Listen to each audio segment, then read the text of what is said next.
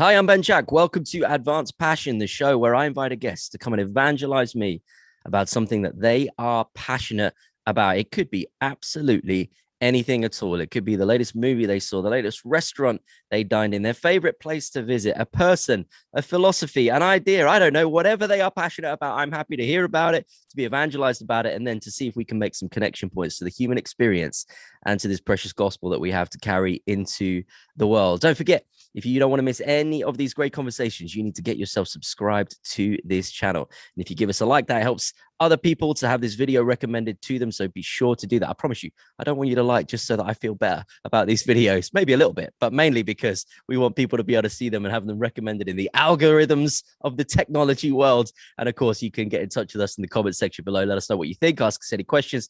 We love to hear from you. Today, I am delighted to be joined by a guest all the way from the US of A. Somebody I met a couple years back and have just been admiring over Instagram and what they've been doing ever since. The incredible Danny Ray. Danny, how are you, my friend?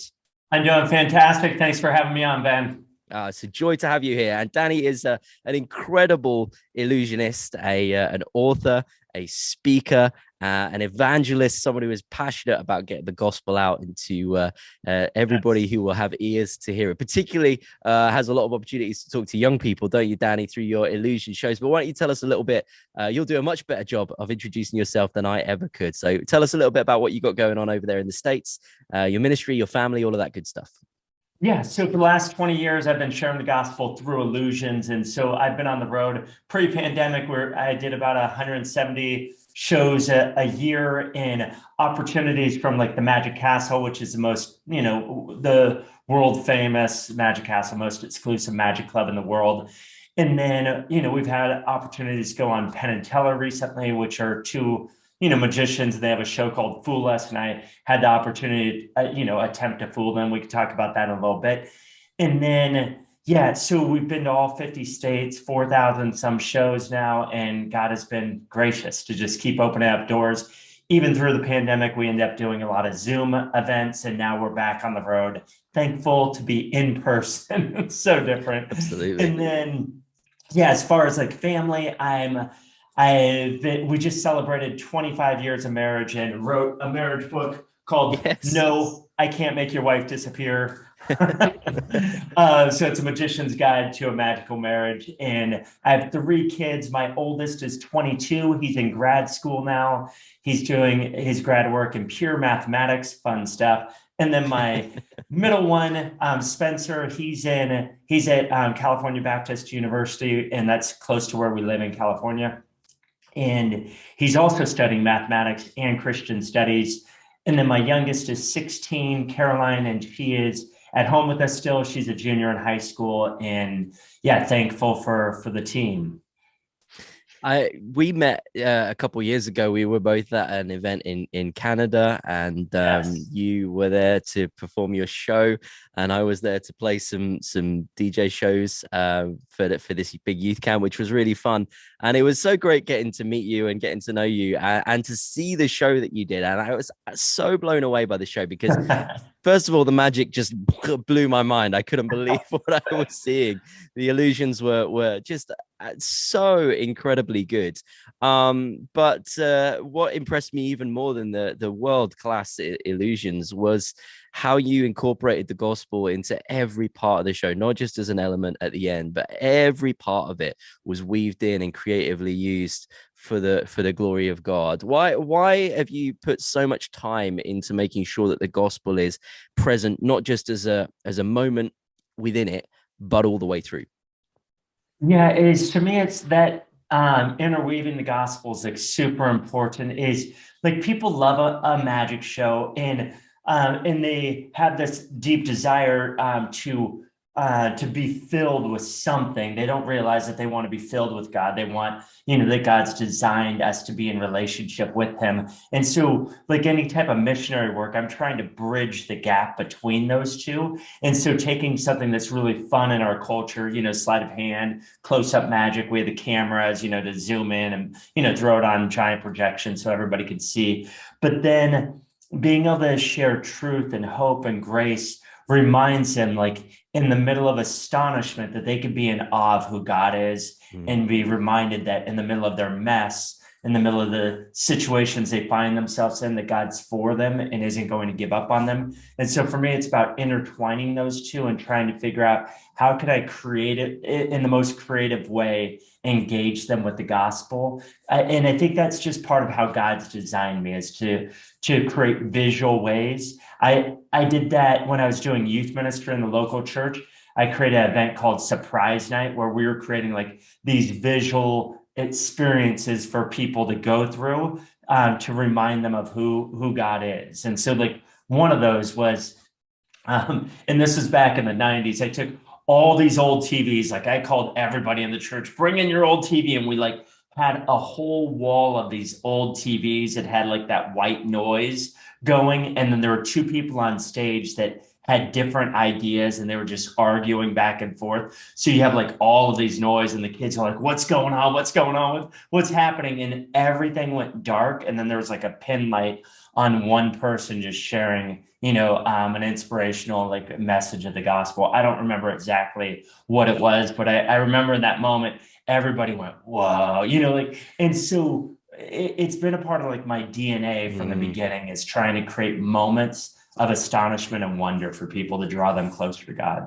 Yeah, it's super powerful because it just suddenly hits you, and then your focus and your attention is completely grabbed, and then straight to the forefront of your mind comes the message that is being conveyed. So it's incredibly powerful. Now we get into this a little bit more in the other podcast, in the One Thing podcast. So do go and check out Danny's One Thing podcast, and you'll be able to hear more about how this all works, why he does the show the way that he does, and even some things that he wishes that he'd known when he first started out, which I guess is the whole point of the One Thing podcast. So, the name's on the tin. Go check that one out. We will talk a bit about the Penn Teller stuff, because I know people will want to hear more about that experience. We'll put a link in the description below as well to the clip from the Fool Us show, and they can go and find out more about that. But before we get stuck into that, I do just want to get straight into your passion, and I want to give you the opportunity to evangelize me about what you're passionate about, and then take the rest of the podcast from there. So Danny, what am I getting evangelized about today? Yes. So one of the things I'm passionate about, I told you on the other podcast that Romans 11:29, where it says God's gifts and his calling are irrevocable. And those two are designed to be inextricable from one another. And I think a lot of people, whether you play baseball or you play volleyball or some sport, or you're an artist or you're a DJ or whatever your deal is, right? Is I feel like sometimes we keep those in separate worlds. Like that's my art over here, and then I go to church over here. I'm devoted to God over here, and then I'm going to go paint this over here.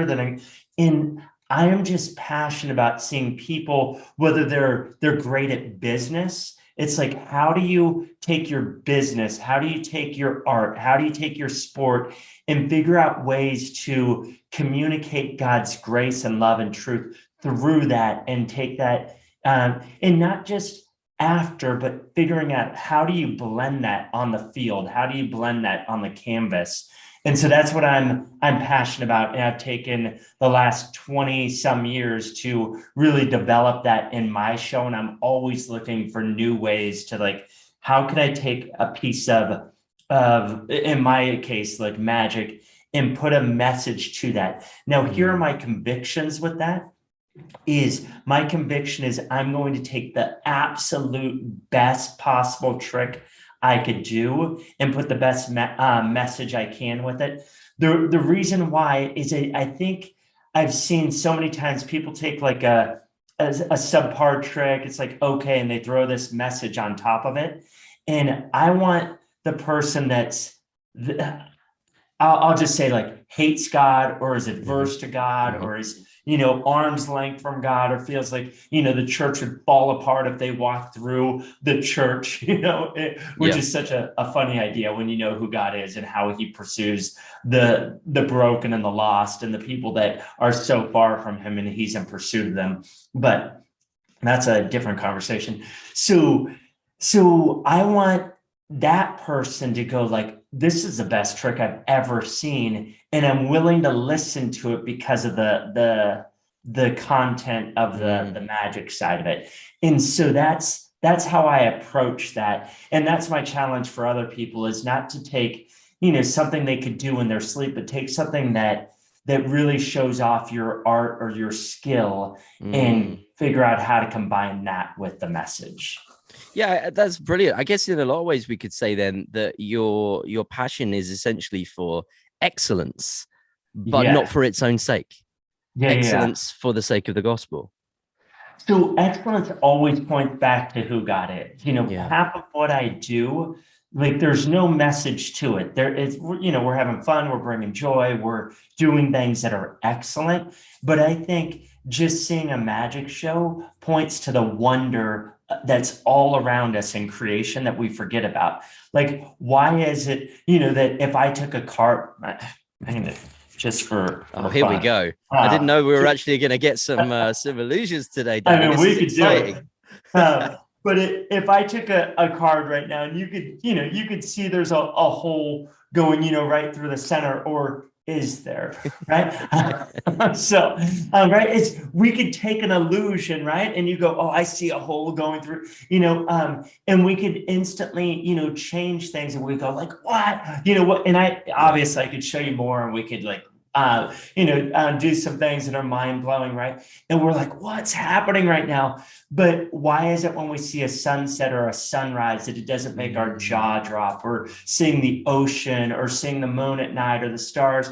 There's all these things in creation that should make us gasp at how creative and how imaginative God is. But we forget that those things become ordinary to us, but they're constantly extraordinary. And so I think a magic show points to those things. So there's all kinds of unspoken things that I'm trying to do in my show that I never say, that I hope people realize that are there. Yeah.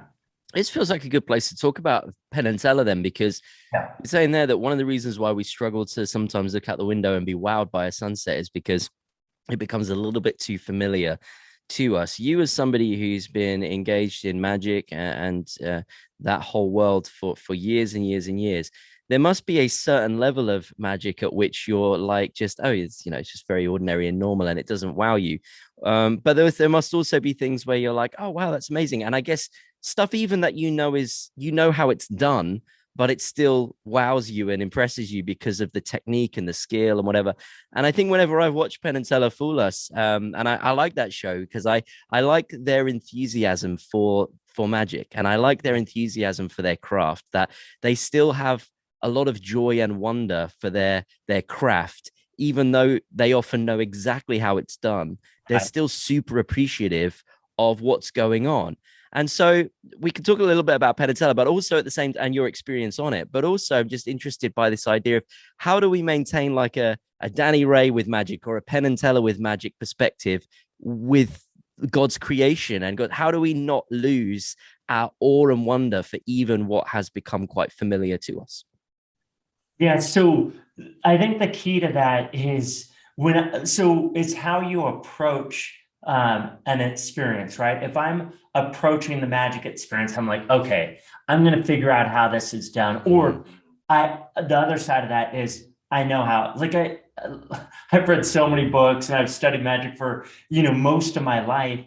There's not a lot of things that fool me anymore, but I try to position myself to be fooled. I'm not trying to like, let me look at his left hand. Let me watch this. Let me do that. I used to do that. And it just ruins the whole point that they're trying to do, is to create this moment of astonishment and wonder. And so I try to position myself to not have any of that knowledge, and just try to like hear from them. Like, what story are they trying to share? What moment are they trying to get me to be like blown away? And I try to enter into that and not try to like figure it all out. And I think the same is true with God. When he says to have childlike wonder, right? To experience things, not to be childish, but to be childlike, is children are constantly in wonder. They have a million questions, and then we grow up and we think we don't have any questions. We'll never get even close to the depth of who God is. So we should always be asking questions about who he is, how we can learn from him, what he wants to teach us today. One of the the questions for the last, I don't know, however long I've been a Christian, since 17, is I've written on my journals, like, how am I growing today? And that's been like a theme of my life, is I want to continue to grow as a follower of Christ, as a person, as an artist, I want to grow in like every area. As a husband, I want to grow, and how can I love my wife better? As a father, all those things. But do we position ourselves for growth, or do we come in like, oh, I know sun's going to set today, I've seen it, it's fine. But instead of like, going like, this is going to be, I'll never see this sunset again, and it will always be beautiful, but it's how we approach that. Are we ready to experience that, and carving out time to experience that? So there's, you go to Hawaii and all of a sudden you're like, hey, let's watch a sunset. But there's 1,000 other sunsets you might have missed. You don't just have to go to Hawaii. You could see those, anywhere, and learn to appreciate that God is faithful. What's he trying to teach through the sunset, through the stars, through, his creation? And I think when we open our mind to that, he's going to reveal some things that we couldn't know any other way. Yeah, it reminds me of an old proverb I heard once, and I forget from what tradition this comes from, or if it even is an old proverb tradition. I might have made it up from somewhere, I don't know. But that says that marriage is like a bowl of soup, and you can either have a marriage that is a bowl of soup that has got to the boil, or got to the hot temperature that you want to eat the soup at, and you take it off the heat. Yeah. And then slowly over time, it tastes good and it's hot, but slowly over time, it's going to cool and cool and cool and cool. Or it can be the bowl of soup that you leave on the burner, and it gets warmer and warmer and warmer and warmer and hotter and hotter and hotter and hotter as time goes by. And it's like we get to decide basically whether it's something that we allow to cool or something that we allow to heat and heat. And I think that's true of all relationships. And I think that's certainly true of our relationship with God. The more we know about God, in our attempt to kind of demystify God, as if we ever could completely do that, just like you say. But of course, we can grow in knowledge and we can learn more about God. And as we learn and we grow in our knowledge of God, are we going to be like the person that learns more about magic tricks and therefore they become less and less impressive? Or are we going to become the person that knows more about their spouse, and the more they know about the spouse, the more they choose in that knowledge to find greater joy, greater love, greater awe, and greater relationship in the ongoing revelation and journey of things heating up rather than cooling down over time? And I love that idea of moving away from getting complacent, taking things for granted, not being awed and wowed anymore because we have more knowledge. No, the more knowledge that we get, the more childlike we can become, because it's a fresh opportunity in what we know to have a greater sense of awe and wonder in the one that we're learning more about. And I just love that idea of everything you're talking about there. So let's talk about Penn and Teller. Because we're talking about excellence. You have to be excellent if you want to go on this Penn and Teller Fuller show. For those who are listening or watching to this podcast who don't know, who are Penn and Teller? So they're a dynamic duo. They're a magic duo, meaning they do a show together. Teller plays the part of a mute, and so he never says anything, even though he can speak in real life. But as part of their shtick, he doesn't speak. And then Teller, he comes out of like a carnival background, so he's kind of this boisterous, kind of bigger than life character. And together they've created a show that's the longest running show in Las Vegas. And so their show, called Fool Us, is, can you fool two of the most knowledgeable magicians in the world? And really, Teller is the genius between the two of them. I mean, that guy's super intelligent, and he's very knowledgeable. Penn is as well, but Teller's definitely between the two of them, and Penn would openly say that. So getting to go on national television to a massive audience in front of two of the most well-known magicians in the world, also two atheists, and Penn in particular has talked a lot and is a very vocal guy in podcasts and media, and has talked a lot about, he's very strong in his atheism. I mean, I've heard different things that Penn has said, sometimes some quite encouraging things about his admiration for certain beliefs and how they're held, but then at other times very, very critical about Christianity and God in general and the idea as well. So you have all of this national television, two kind of atheist guys, world famous magicians. There must be a lot going on in your mind as you choose to go on this program and not just represent as a magician, but also, I guess, hope to have some level of representation, even if it's just a passing sentence within it all, of faith representation. Tell us about that whole process. How was that for you? Yeah, so I'll back up to like maybe 5, 6 years ago. I would say for at least the last 5 or 6 years, as that show was kind of on the rise, once, twice a week, people would ask when I would, after a show, they're like, you should go on Penn and Teller, you should go on Fool Us. And it's just never been something where I'm like, hey, I need to get on national television. And then we end up in the pandemic. And, somebody had asked me during that season, you should do it, during the pandemic, and I was like, no, not doing it. Then somebody else asked, no, I'm not doing it. And so eventually we get into 2021 and somebody asked me again. And like, literally, this is my response. Okay, I'm going to do it just to kind of like, appease the 3 or 4 people that are close to me in my life. And so I wrote them a letter, saying to the producers actually, but I said, hey, my name's Danny. This the trick. Let me know if you like it.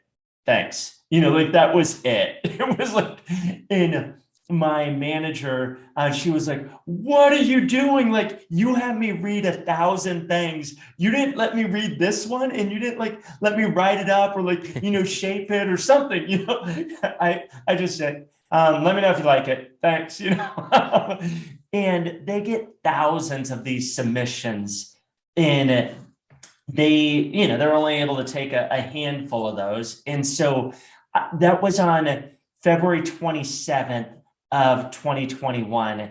About 2 weeks later, I get a letter from them saying, hey, we're interested in you doing this piece. And if you haven't seen the piece, essentially I play Russian roulette with my eyeball. Not saying it's my brightest idea, Ben, but there's a giant hook that essentially is going to gouge out my eyeball. So that's probably not for some of you to see, but that's what the piece is, which is right up Penn and Teller's alley of like, they like gross, crazy kind of stuff.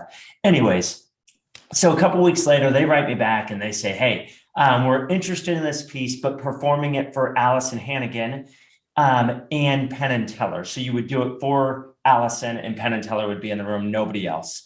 And can you write up a script? And so over the next, until April 8th, we have 23 emails that we exchange back and forth working on the script. And then on April 8th, I get a letter from them saying, we'll see you in Vegas. And then I was like, oh, this is really happening. Like, we're just having a conversation.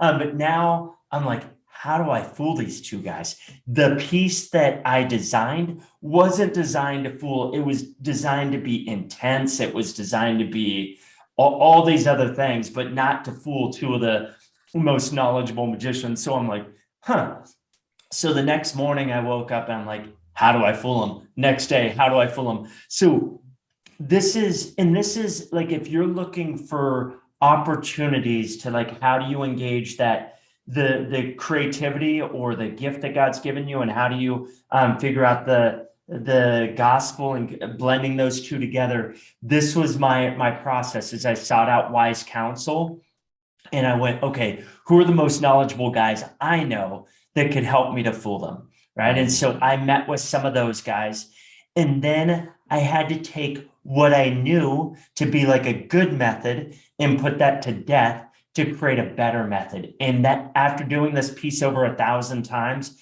it was really tough to do. And then I had to take, how do I take a presentation that worked for thousands of shows, but now take a presentation that would work for Allison, Penn and Teller, and a national television audience? And so a lot of what I was doing was putting to death like old ideas and rebirthing new ideas. And it was a really difficult process. And then I went to really fool these guys. this piece didn't have sleight of hand is I was like, I really need to do what I'm best at, which is sleight of hand in creating deception. I know we could talk about deception later in the biblical process I of think it's deception. okay. I think it's okay in your field. Okay. I think it's fine. Okay. So, but it went from one layer of deception to 9 layers. So Wow. this thing was super complex.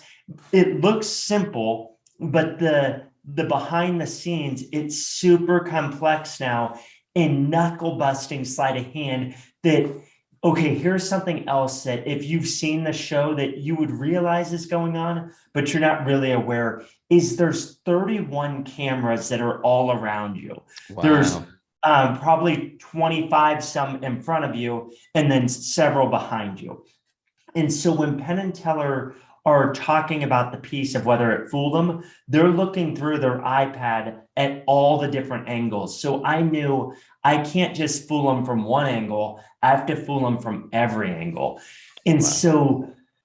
so I went into like a deep hole and started to practice 6 to 10 hours a day. Wow. What I would do is I would set a clock that would ding every minute.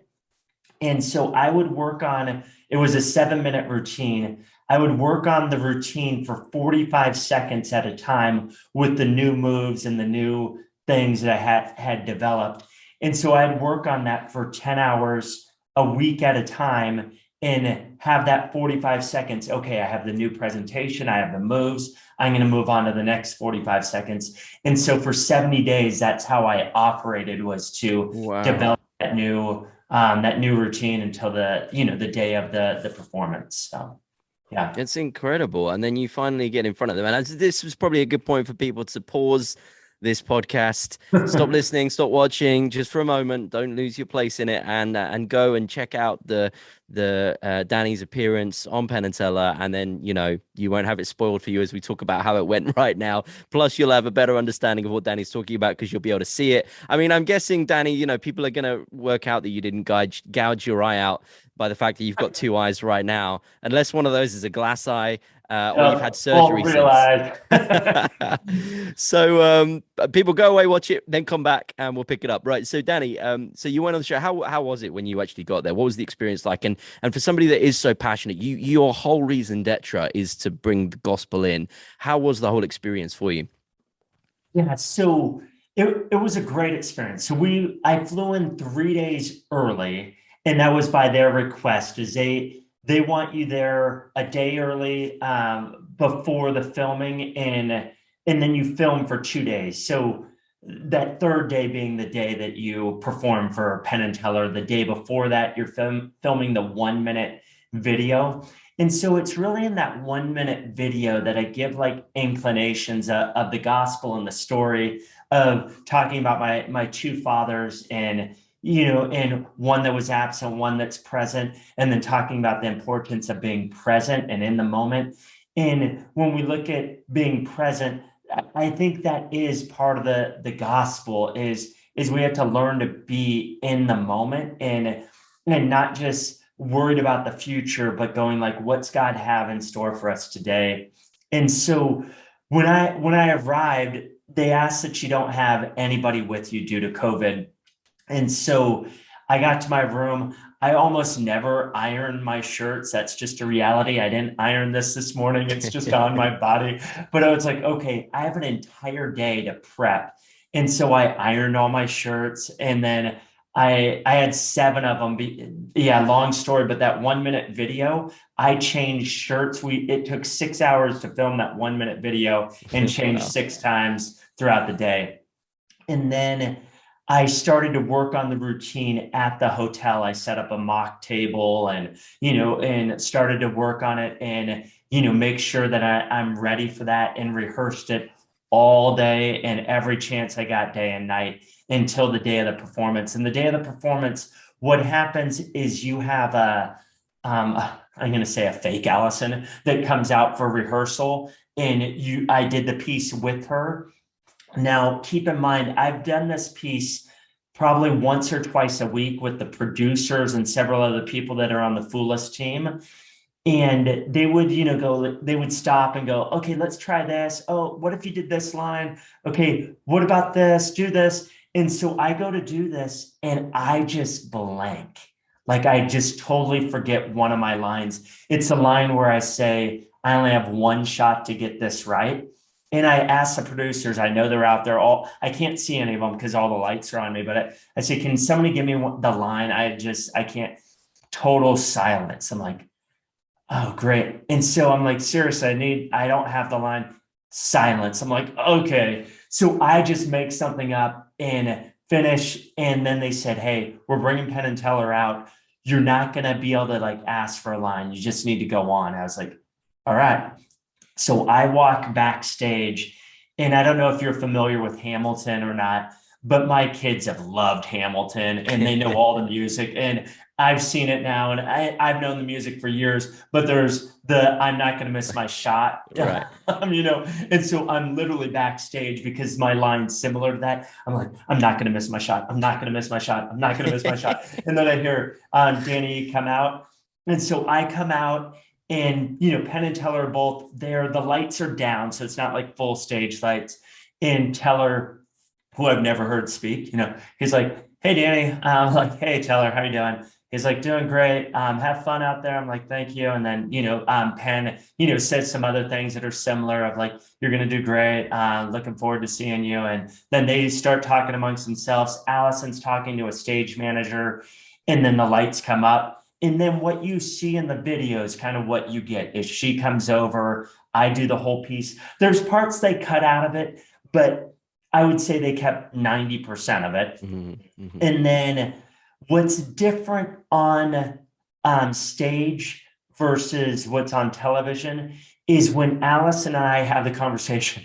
What's funny is they had two different, if you're vaccinated, stand here. If you're not vaccinated, stand over here. And so I take my stand, we start talking to each other, and that conversation's about 15 minutes.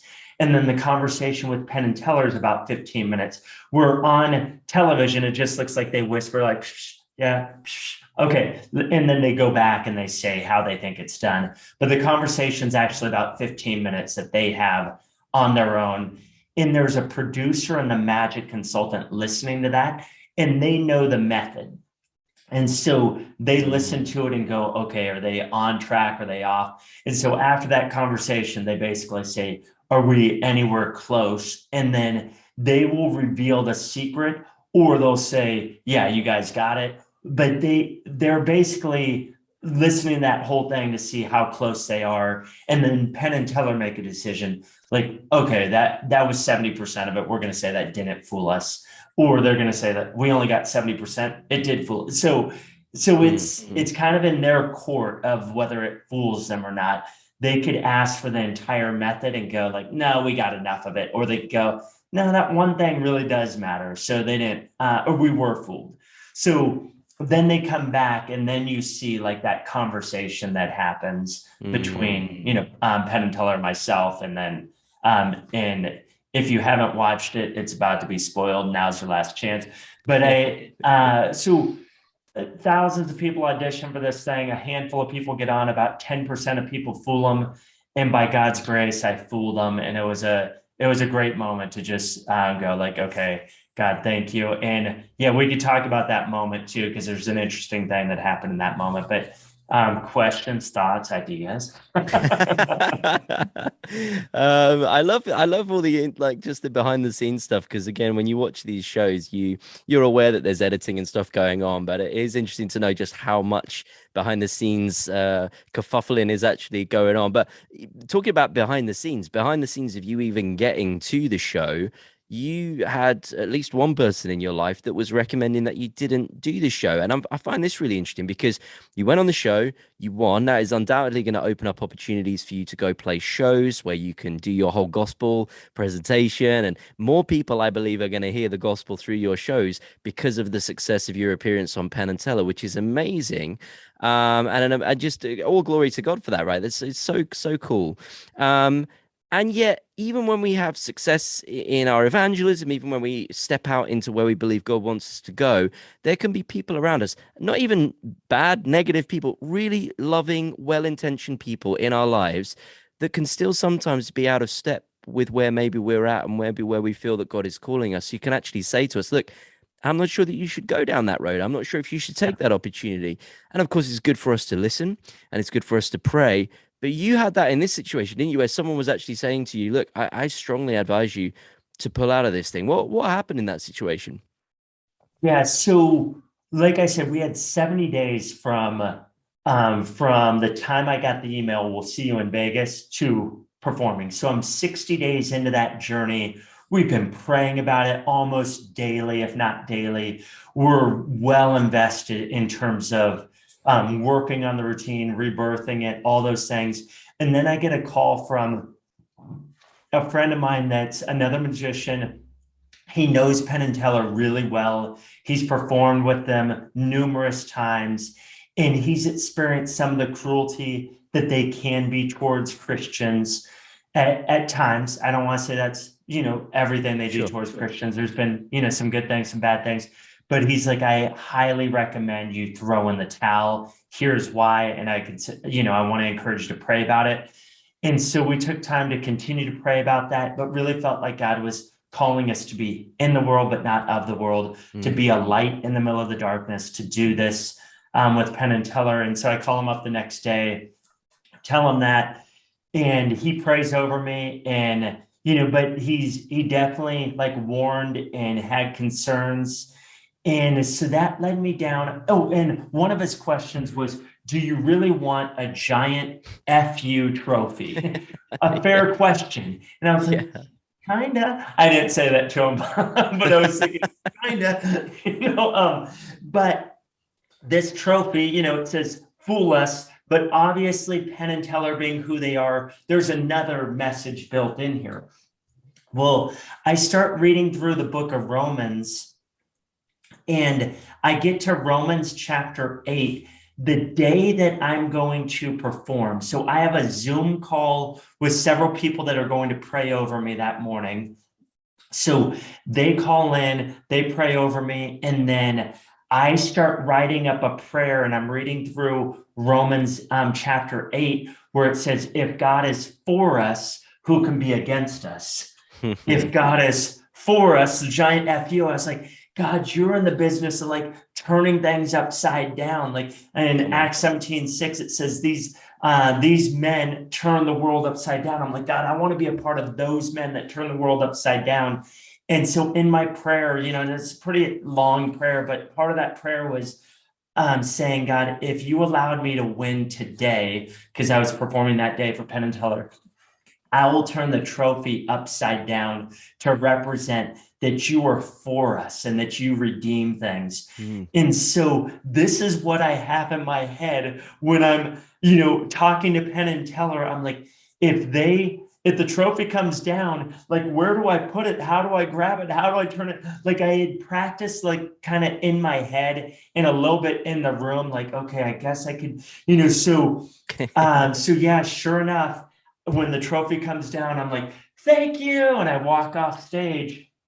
Well, when I get off stage, they go nuts. Like the executive producer, the producer, the stage manager, the director, they're like, we need to get Danny back out here. Well, there's a whole nother crew backstage that they're like, no, he's not going back out. We need to get the next group out. They need to get out there. We're running behind schedule. And they're like, no, we need to film the last thing. I know exactly why they want me to go back out there. The guys backstage have no clue. They're just trying to get the next group out. And so I'm just kind of watching these guys argue back and forth. And, and I'm like, what do I do?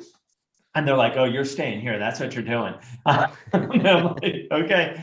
So they, kind of work it out. And it's like, okay, we'll figure it out. And so I stay backstage. I didn't know whether that part would air or not. Whether they're going to cut that out or what. But sure enough, they take, maybe a camera from way back in the room instead of close up, but it's still, you could see me turn the trophy upside down. And that's nothing against Penn and Teller. This is just my own journey of like, how how do I tell the story that God's leading me in, which is turning things upside down for him? And so that moment's between me and God. And that wasn't, that's not like a giant finger to like, hey, screw you guys, like this is what God does. This is what he is in the business of doing. I want to join him and be a part of that. And so that moment, I had no idea whether it would air or not. And there's some other things that didn't air that we were hoping for in the first intro part. And I was like, but when that aired at my house, we have a viewing party. I was like, yes, because I know that's going to be a part of sharing the gospel for years to come, is taking that moment and going, how are you a part of turning the world upside down for him? So yeah, that's my question for you, Ben. Amen. One of the beautiful things that I think comes out of that story is the need for preparation and the power of prayer. So you put hours and hours and hours of preparation into this opportunity, and of course there's opportunities that we have every single day that people get worried about. They're like, oh, I don't know enough of the gospel, or I don't know, I am not a good enough communicator, I've not done enough communication training or whatever else it might be, and people disqualify themselves. And there's the vast overwhelming majority of the opportunities that are just in our normal lives day by day. It's like, what, go get it, don't worry about like being underprepared, go get it as you journey. Yes, know more of the gospel, not just for your evangelism, but for your own faith walk.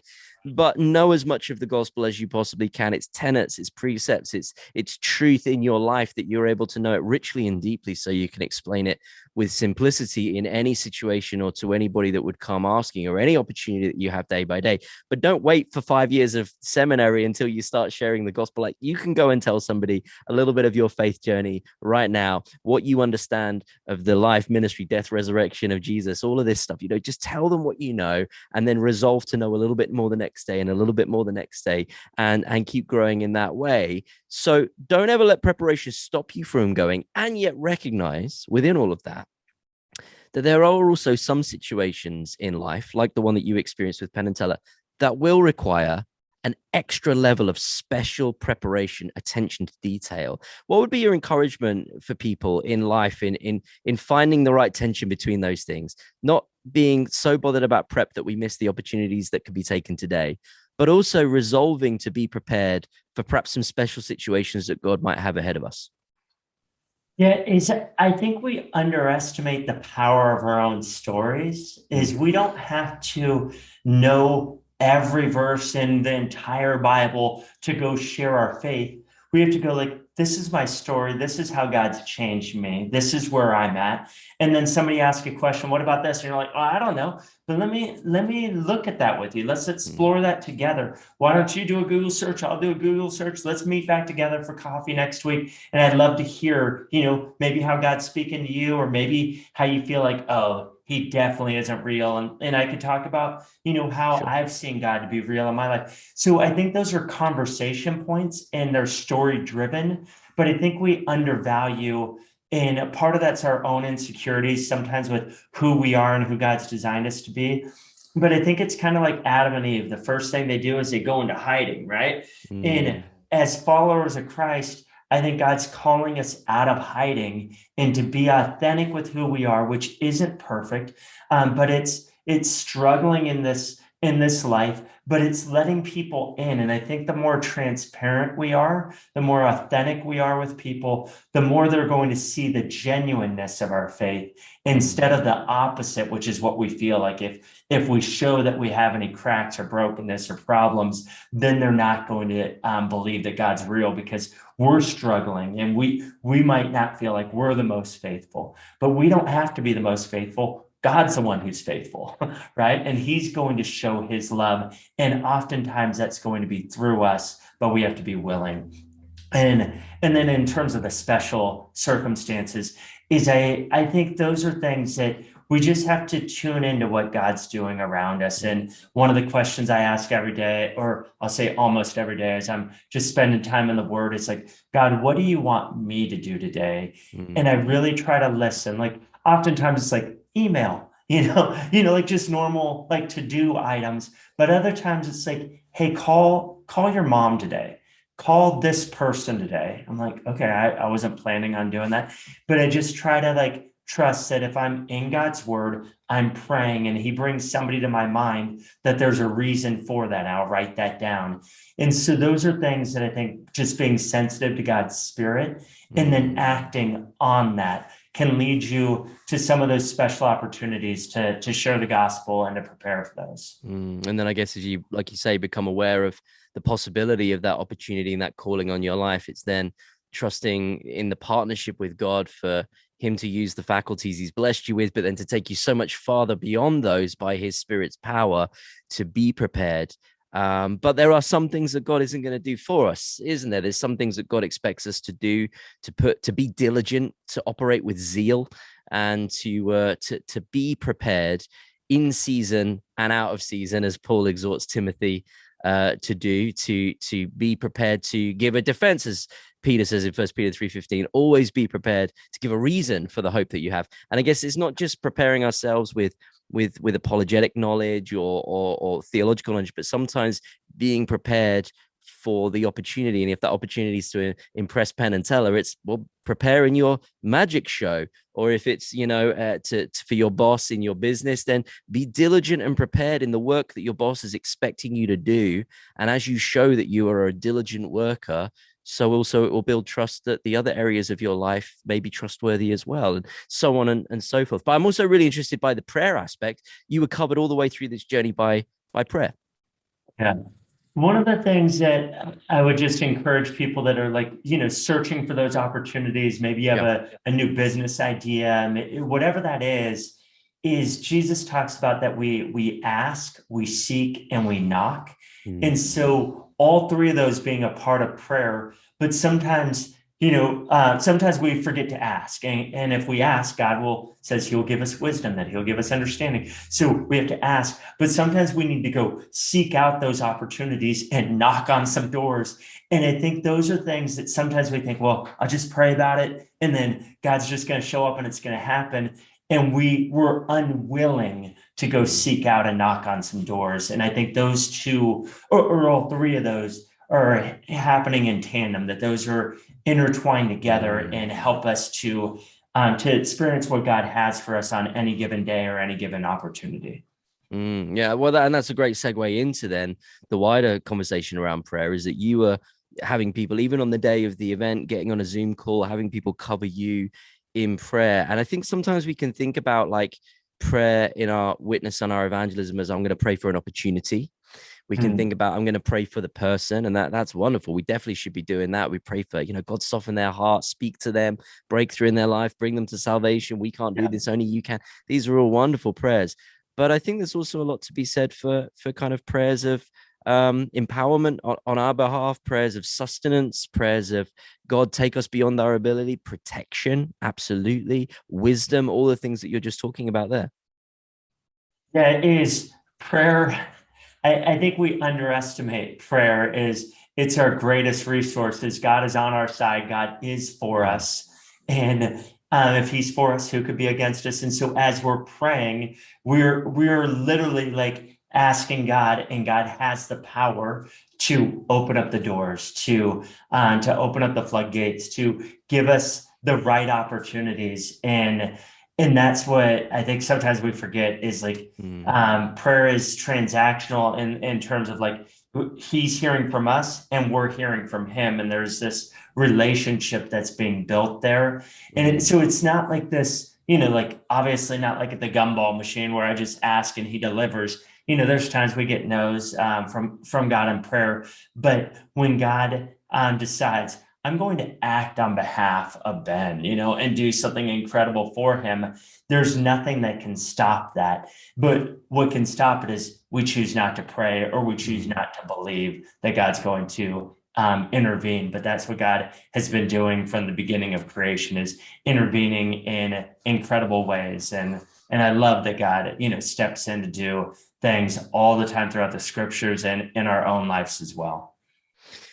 Danny, there's so much that we could talk about. We could go for hours and hours and hours about so many beautiful things, but we need to bring this podcast to a close fairly soon. So I think the best thing we can do is just to wrap up really with giving you an opportunity just to encourage people out of your experience. And the two things that I really, really admire about you is one, you're just absolute dedication to making sure that every part of what you do it has gospel, that it's not just attaching a little gospel talk to the end, but it's weaved all the way through. I love that.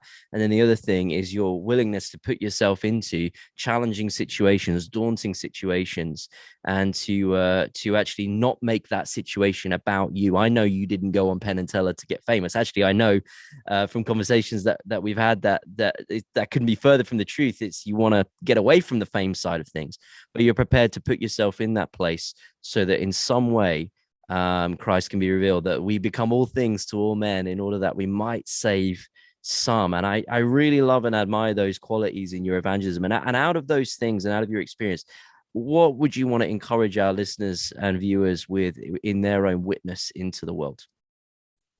Yeah, a couple things as you said that is part of that. My thinking with that comes early on with the story of Babel, where literally he destroys the languages because they're trying to make a name for themselves. And I've heard so many people come to me and say, "How did you make a name for yourself? How can I make a name for myself?" I'm like, I'm trying to make a name for Jesus. Like this isn't about me. I realize I have to get my name out there, but there's that tension between the two of like, I'm not trying to be like, "Hey, we need the Danny show. We need to make my name big." I want to magnify him. And so I'd encourage people that, are trying to figure out, what God wants you to do is make it about him, because his story's gigantic and we get to be a part of that story. Another thing is timing. Is you look at Abraham, right? Is God called him to something, but it's not till 20 years later that Isaac is born and that calling is fulfilled. At 18 years old, I had an opportunity to go on the road with this famous magician, invited me to go on tour with him to Vegas, to New York, over to Europe. And I told you already, I became a Christian at 17 years old. So I prayed about it and felt like God's telling me no. Fast forward 10 years, and I'm praying about starting this ministry of sharing God's word through the illusions. And I'm at the gym on a machine. Ben, that sounds so much better than a Stairmaster, on a machine. And there's a magazine there with this magician I had met 10 years prior, and he was up for all of these fraudulent charges for taking college students around the world. He would rack up their visas, and when they ran out of money, he would leave them stranded. Well, it finally caught up to him. And so there's this article where he's being charged for all this stuff. And so I was like, God, that would have been me. Like 100%, that would have been me had I not listened to his voice at 18 years old. And so I sometimes, if God's given you a vision for something, or he's given you a heart to go do something, the timing of that might not be right at this moment. And so that's one of those things you could pray about, seek some wise counsel on, and see that the idea or the vision might be exactly what God wants, but the timing might be slightly off. And so at 18 years old, the show would have been about me, like 100%. I wasn't involved in youth ministry for a decade, like I was by 28, so all those things began to change my heart of what this show would be about. And so yeah, those are a couple of things that I would say, just depending on where you are, is just know that God has great things in store for you, that his dreams for you are always bigger than your dreams for yourself. And then I would say, pray about those, ask, seek, and knock, and see what God does in your life. Danny, thanks so much for joining us on the show. It's been such a pleasure to have you on to hear something of the story, but crucially to just get your wisdom, your insight, and all the profound biblical truth that has been very clearly evidenced in your life and continues to be so, and has been super helpful for us to reflect on. We will put all the relevant links to your profiles and ministry pages and the Penn and Teller video and all that good stuff. And people, don't forget to go buy the book about marriage. There it is, right there. No, I Oh, can't I make can't your make your wife wife. disappear.